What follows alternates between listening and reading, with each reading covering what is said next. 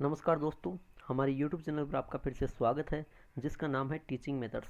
दोस्तों आज हम देखेंगे हिंदी व्याकरण के 15 अति महत्वपूर्ण प्रश्न जो कि रेट, सीटेट, यूपीटेट और डीएसएसबी की जो भी अभी भर्ती निकली हाल में, उन सब के लिए ये आपके सिलेबस में ही है ना।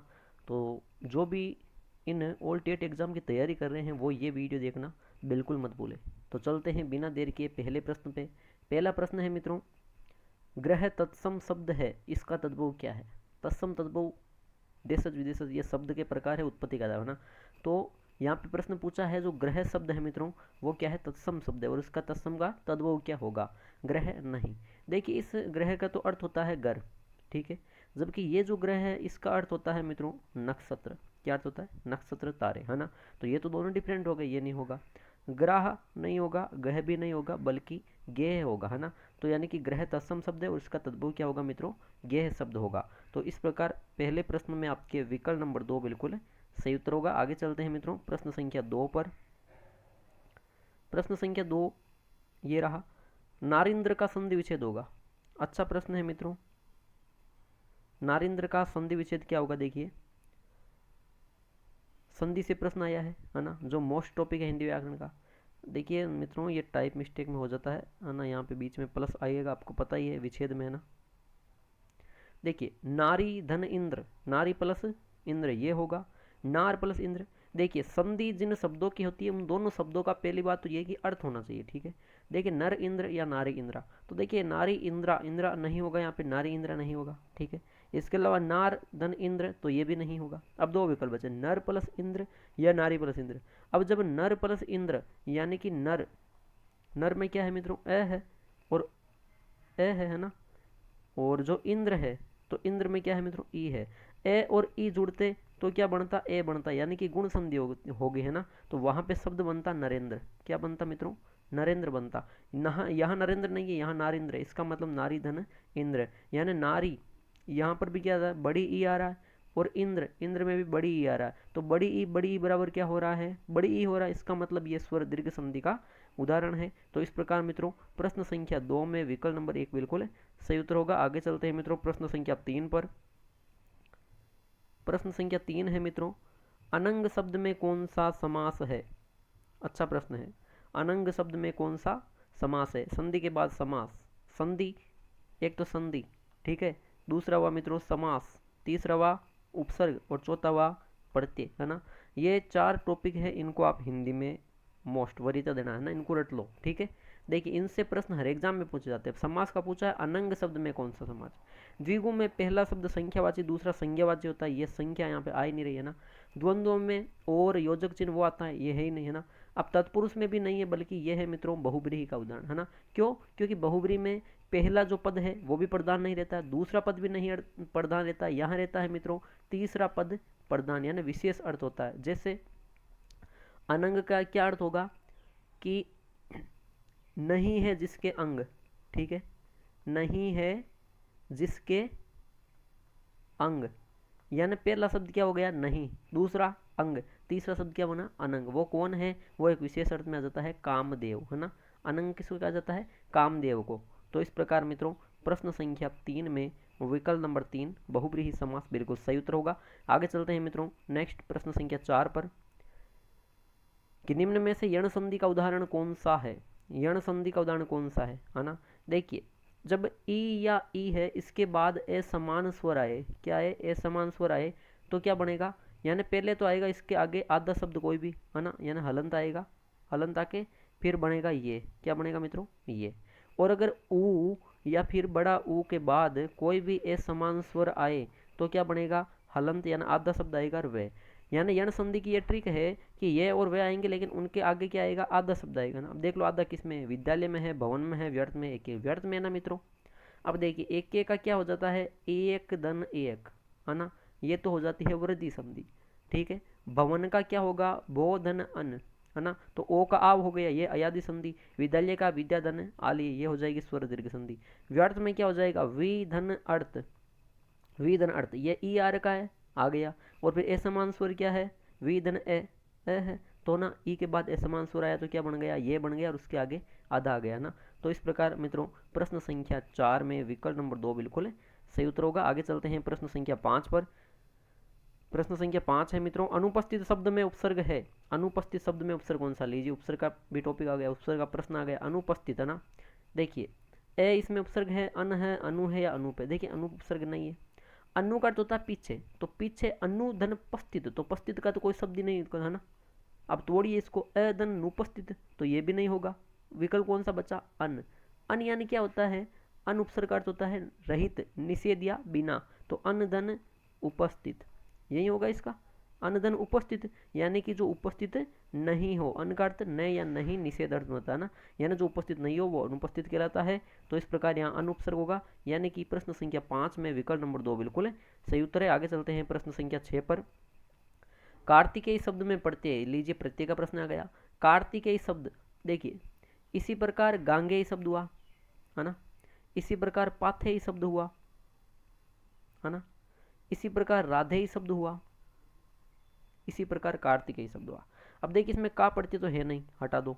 कार्तिक ए ये भी नहीं है ना, कार्तिक या ये भी नहीं है ना। इसमें होगा मित्रों ए ही पढ़ते है ना, क्या होगा? ए ही पढ़ते, यानी कि कार्तिक प्लस धन ए ही पढ़ते, ये होगा क्या बनेगा मित्रों? कार्तिकेय बनेगा। इसी प्रकार गंगा धन ए गांगे, पत धन ए पाथे, राधा धन ए राधे, इस प्रकार शब्द बनेंगे।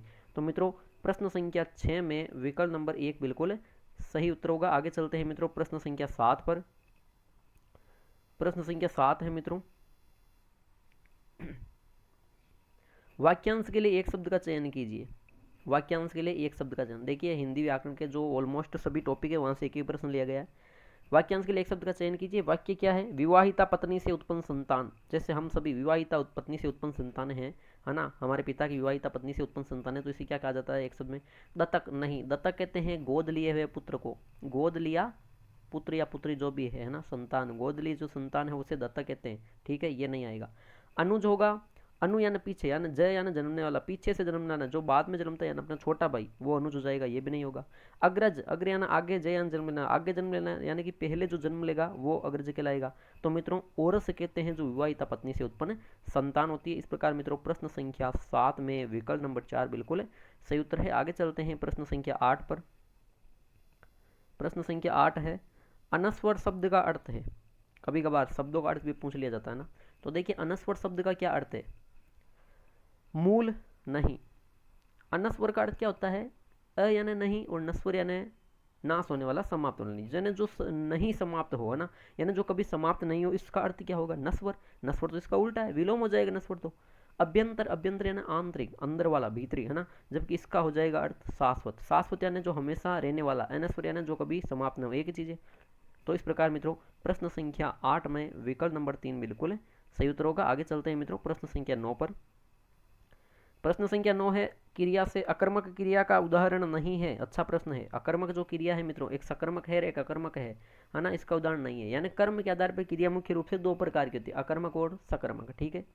बाकी एक दूसरी होती है प्रयोग और रचना के आधार पर, जो बाकी की संयुक्त, सहायक, पूर्वकालिक, प्रेरणार्थ वो क्रियाएं होती है, ठीक है, वो प्रयोग और रचना के आधार पर होती है। कर्म के आधार पर पूछे तो 2 प्रकार की बताना ना, अकर्मक और सकर्मक। अब अकर्मक जिसमें कर्म नहीं हो, अ यानी नहीं, कर्मक यानी कर्म, कर्म नहीं हो। सकर्मक का अर्थ क्या होता है? से यानी साथ में, कर्मक यानी कर्म के, यानी जो कर्म साथ हो वो सकर्मक। देखिए दौड़ना, वह दौड़ता है, यह कर्मक है। तेड़ता, वह तेड़ता है ना, वह नहाता, इनमें कोई कर्म है ही नहीं।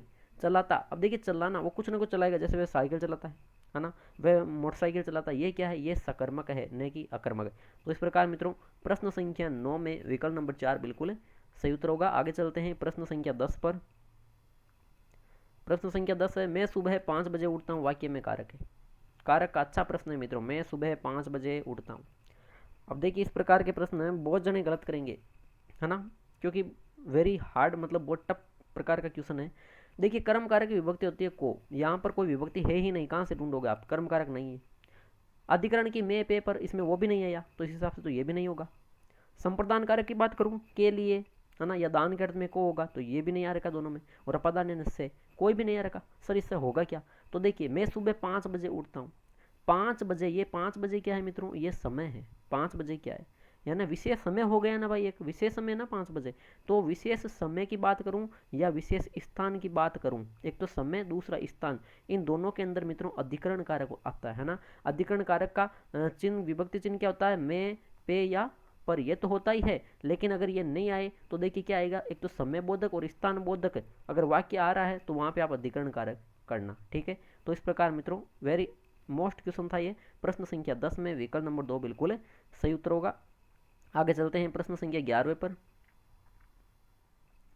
सदा सेवा में उपस्थित रहना सदा सेवा में उपस्थित रहना, ये मुहावरा है मित्रों। मुहावरा इसके लिए क्या होगा ना, मुहावरा का प्रश्न, इसके लिए मुहावरा क्या होगा ना। सदा सेवा में उपस्थित रहना, हाथ बांधे खड़ा रहना, मुट्ठी में होना, उंगली पर नाचना, या दम मारने की फुर्सत में होना। देखिए दम मारने की फुर्सत में ना होना तो ये तो अलग हो गया, बिल्कुल हटा दो, ठीक है। उंगली पर नाचना और मुट्ठी पर होना दोनों एक ही प्रकार के, दोनों का अर्थ होता है वश में होना, वश में होना, ठीक है भाई। उंगली पर नाच रहा वश में है, मुट्ठी में कर लिया वश में, है ना। सदा सेवा में उपस्थित रहना वश में नहीं होना होता ना, यानी कि हाथ बांधे खड़े रहना, हम आपकी सेवा में हाथ बांधे खड़े हैं मतलब उपस्थित है। तो इस प्रकार मित्रों प्रश्न संख्या 11 में विकल्प नंबर 1 बिल्कुल सही उत्तर है। आगे चलते हैं मित्रों प्रश्न संख्या 12 पर। प्रश्न संख्या 12 है, इच्छा पूरी नहीं होना, वाक्य के लिए सही मुहावरे का चयन कीजिए। इच्छा पूरी नहीं होना, वाक्य के लिए सही मुहावरे का, एक बार फिर मुहावरे का प्रश्न आया ना। जी का जी में रह जाना, बिल्कुल सही बात है ना। कह देते हैं कि भाई तेरे मन की बता दे, है ना, जी की जी में रह गई तो बस, यानी इच्छा पूरी नहीं होना, है ना। तो जी का जी में रहना, इच्छा पूरी नहीं होना, सही है ये। अरमान रह जाना, अरमान इच्छाएं रह जाना, है ना, तो ये भी इच्छा पूरी नहीं होना, दोनों के लिए उपयुक्त दोनों हो जाएंगे मित्रों, इनमें से कोई नहीं हटा दो। तो इस प्रकार मित्रों प्रश्न संख्या 12 में विकल्प नंबर 3 सही उत्तर होगा। आगे चलते हैं प्रश्न संख्या 13 पर। प्रश्न संख्या 13 है, प्रवंचना शब्द का पर्याय है। प्रवंचना शब्द का पर्यायवाची पूछा है ना। पर्यायवाची विलोम शब्द, यानी कि हिंदी व्याकरण के ऑलमोस्ट सभी टॉपिकों से महत्वपूर्ण प्रश्न है जो पहले के एग्जाम में आ रखे हैं, ठीक है। प्रवंचना शब्द का पर्याय है, ये एक बार एचटेट के एग्जाम में पूछा गया था, लेवल 1 का प्रश्न है मित्रों, है ना। अब देखिए इतने टफ प्रश्न आते हैं। प्रवंचना शब्द का पर्याय छल, छिपाव, कार्य, उपयुक्त सभी हटा दो, ठीक है। क्यों, क्योंकि कार्य भी नहीं होगा, छिपाव भी नहीं होगा मित्रों। प्रवंचना शब्द का अर्थ कह दूं या पर्याय कह दूं या समानार्थ कह दूं, है ना, छल होगा। छल कह दो, कपट कह दो, धोखा कह दो, दगाबाजी कह दो, ढकोसला कह दो, है ना, ये सारी चीजें प्रवंचना के पर्याय है ना, पर्यायवाची है। तो इस प्रकार मित्रों विकल्प नंबर 1 बिल्कुल सही उत्तर है प्रश्न संख्या 13 में। आगे चलते हैं प्रश्न संख्या 14 पर। प्रश्न संख्या 14 है, दाता शब्द का विलोम नहीं है। एक और अच्छा वेरी इंपॉर्टेंट प्रश्न आया है, ये सीटेट लेवल 2 में प्रश्न पूछा गया है मित्रों।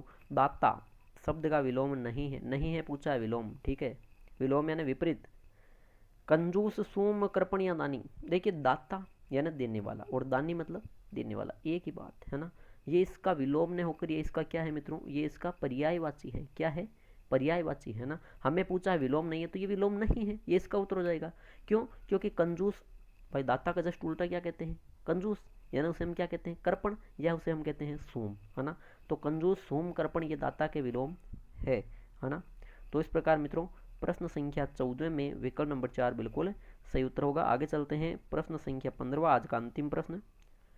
चिड़िया शब्द का बहुवचन है, वचन टॉपिक से प्रश्न आया है, चिड़िया शब्द का बहुवचन पूछा है। चिड़ियों, चिड़िया, चिड़िया या चिड़िया, है ना। तो देखिए ये मात्रा बड़ी मात्रा तो आएगी नहीं, ठीक है, छोटी मात्रा दे रखी, इसका चिड़िया का चिड़िया ही नहीं होगा, ये भी हटा दो। चिड़ियों नहीं होगा मित्रों, या होगा चिड़िया, है ना। यानी कि अंतर क्या है, चिड़िया कैसे लिखा गया, अंत में क्या आया, या, यानी कि ये आकारांत शब्द है। क्या शब्द है, आकारांत स्त्रीलिंग शब्द है, ठीक है।